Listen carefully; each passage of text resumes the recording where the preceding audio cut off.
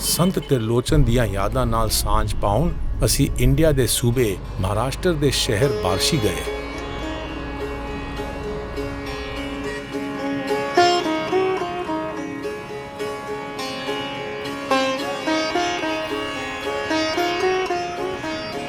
ਭਗਤ ਤ੍ਰਿਲੋਚਨ ਦਾ ਜਨਮ 1267 ਈਸਵੀ ਵਿੱਚ ਸੌਦਾਗਰ ਬਰਾਦਰੀ ਦੇ ਘਰ ਹੋਇਆ। ਹਿੰਦੂ ਜਾਤ ਪ੍ਰਥਾ ਮੁਤਾਬਕ ਉਹ ਵੈਸ਼ ਸਨ ਜੋ 3 ਉੱਚ ਜਾਤਾਂ ਵਿੱਚ ਸ਼ੁਮਾਰ ਹਨ। ਭਗਤ ਤ੍ਰਿਲੋਚਨ ਦੇ ਜਨਮ ਅਸਥਾਨ ਬਾਰੇ ਕੋਈ ਸਹਿਮਤੀ ਨਹੀਂ ਹੈ। ਕੁਝ ਇਤਿਹਾਸਕਾਰਾਂ ਦਾ ਦਾਅਵਾ ਹੈ ਕਿ ਉਹਨਾਂ ਦਾ ਪਿੰਡ ਮਹਾਰਾਸ਼ਟਰ ਸੂਬੇ ਵਿੱਚ ਬਾਰਸ਼ੀ ਸੀ। ਕੁਝ ਹੋਰਾਂ ਨੇ ਜ਼ਿਕਰ ਕੀਤਾ ਹੈ ਕਿ ਉਹਨਾਂ ਦਾ ਜਨਮ ਉੱਤਰ ਪ੍ਰਦੇਸ਼ ਵਿੱਚ ਹੋਇਆ, ਪਰ ਉਹਨਾਂ ਨੇ ਆਪਣਾ ਜੀਵਨ ਬਾਰਸ਼ੀ ਵਿੱਚ ਗੁਜ਼ਾਰਿਆ। ਸੰਤ ਤ੍ਰਿਲੋਚਨ ਨੇ ਪਦਾਰਥਵਾਦ ਦੀ ਥਾਂ ਭਗਤੀ, ਮੁਹੱਬਤ ਅਤੇ ਬੰਦਗੀ ਨੂੰ ਅਹਿਮੀਅਤ ਦਿੱਤੀ। ਉਹਨਾਂ ਦੀ ਸਮਝ ਸੀ ਕਿ ਨਾ ਖੁਸ਼ੀ ਦੀਆਂ ਜੜ੍ਹਾਂ ਪਦਾਰਥਵਾਦ ਵਿੱਚ ਲੱਗੀਆਂ ਹੋਈਆਂ ਹਨ।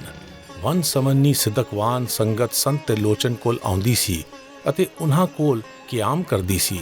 ਸੰਤ ਤ੍ਰਿਲੋਚਨ ਅਤੇ ਉਹਨਾਂ ਦੀ ਬੀਵੀ ਆਈ ਸੰਗਤ ਦੀ ਸ਼ਰਧਾ ਨਾਲ ਸੇਵਾ ਕਰਦੇ ਸਨ। ਭਗਤ ਤ੍ਰਿਲੋਚਨ ਨੇ ਵਿਖਾਵੇ ਦੇ ਤਿਆਗ ਦੀ ਨਿਖੇਧੀ ਕੀਤੀ ਅਤੇ ਹਿਰਦੇ ਦੀ ਸ਼ੁੱਧਤਾ ਤੇ ਜ਼ੋਰ ਦਿੱਤਾ। ਬਾਰਸ਼ੀ ਵਿੱਚ ਸੰਤ ਤ੍ਰਿਲੋਚਨ ਨਾਲ ਜੁੜਿਆ ਕੋਈ ਮੰਦਰ ਨਹੀਂ ਹੈ।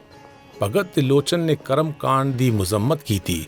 ਮਜ਼ਹਬੀ ਲਿਬਾਸ ਧਾਰਨ ਕਰਨ ਉੱਤੇ ਦਿੱਤੀ ਵਾਧੂ ਤਵੱਕੋ ਅਤੇ ਰੂਹਾਨੀ ਜ਼ਿੰਦਗੀ ਜਿਉਣ ਲਈ ਗ੍ਰਹਿਸਥ ਦੇ ਤਿਆਗ ਦੀ ਸ਼ਰਤ ਖਿਲਾਫ ਉਹਨਾਂ ਨੇ ਆਵਾਜ਼ ਬੁਲੰਦ ਕੀਤੀ।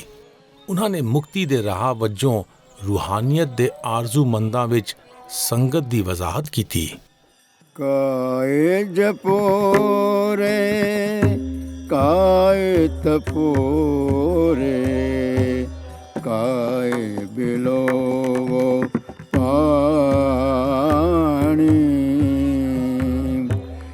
184 ਜਿਨ ਉਪਾਏ ਸੋ ਸਿਮਰੋ ਨਿਰਵਾਣ ਕਾਏ ਕਮੰਡਲ ਕਾਪੜਿਆ ਰੇ 68 ਕਾਏ ਫਿਰਾਹੀ ਬਦਤ ਤ੍ਰਿਲੋਚਨ ਸੁਨ ਰੇ ਪ੍ਰਾਣੀ ਕਣ ਬਿਨ ਗਾਹੋ ਕੇ ਪਾਹੀ।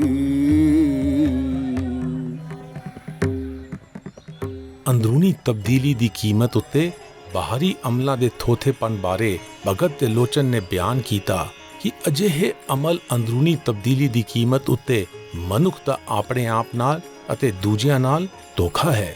ਇਹ ਬਿਨਾਂ ਦਾਣੇ ਵਾਲੀਆਂ ਫਸਲਾਂ ਛੰਡਣ ਵਾਂਗ ਹੈ। ਗੁਰੂ ਨਾਨਕ ਅਤੇ ਭਗਤ ਤ੍ਰਿਲੋਚਨ ਦੇ ਜੀਵਨ ਕਾਲ ਵਿੱਚ ਸਦੀਆਂ ਦੀ ਵਿੱਥ ਸੀ, ਪਰ ਉਹਨਾਂ ਦੇ ਫਲਸਫਿਆਂ ਵਿੱਚ ਸਾਂਝ ਸੀ। ਭਗਤ ਤ੍ਰਿਲੋਚਨ ਦੇ ਸ਼ਬਦ ਗੁਰੂ ਗ੍ਰੰਥ ਸਾਹਿਬ ਵਿੱਚ ਸ਼ਾਮਿਲ ਹਨ। ਭਗਤ ਤ੍ਰਿਲੋਚਨ ਇਨਕਲਾਬੀ ਭਗਤੀ ਲਹਿਰ ਦੇ ਤਰਜਮਾਨ ਸਨ। ਉਹਨਾਂ ਦੇ ਨਾਮ ਤ੍ਰਿਲੋਚਨ ਦਾ ਮਾਇਨਾ ਹੈ 3 ਅੱਖਾਂ ਵਾਲਾ ਅਤੇ ਉਹਨਾਂ ਦੀ ਰੂਹਾਨੀ ਨਜ਼ਰ ਸਮਾਜਿਕ ਐਬ ਪਛਾਣਦੀ ਸੀ। ਭਾਰਤੀ ਉਪ ਮਹਾਦੀਪ ਦੇ ਫਲਸਫੇ ਮੁਤਾਬਕ ਸਿਰਜਣਾ ਦੇ ਹਰ ਪੱਖ ਵਿੱਚ ਤਮੋ ਆਰਾਮ ਦੀ ਅਵਸਥਾ, ਰਜੋ ਕਰਮ ਦੀ ਅਵਸਥਾ ਅਤੇ ਸਤੋ ਤਵਾਜ਼ਨ ਦੀ ਅਵਸਥਾ ਦੇ ਤੱਤ ਹਾਜ਼ਰ ਹਨ। ਗੁਰੂ ਨਾਨਕ ਨੇ ਤੁਰਿਆ ਵਿੱਚ ਜਾਣ ਦੀ ਪ੍ਰੇਰਨਾ ਦਿੱਤੀ, ਜੋ ਅੰਦਰੋਂ ਵਿਵੇਕ ਦੇ ਤਾਲੇ ਖੋਲਣ ਵਾਲੀ ਰੋਸ਼ਨ ਖਿਆਲੀ ਹੈ।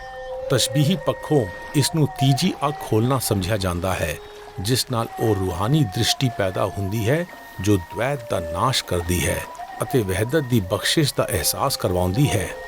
ਰਹਿਵਰਤਾਏ ਚੌਥੇ ਕਰਵਾਸਾ ਕਾਲ ਬਿਕਾਲ ਕੀਏ ਇਕ ਗ੍ਰਾਸ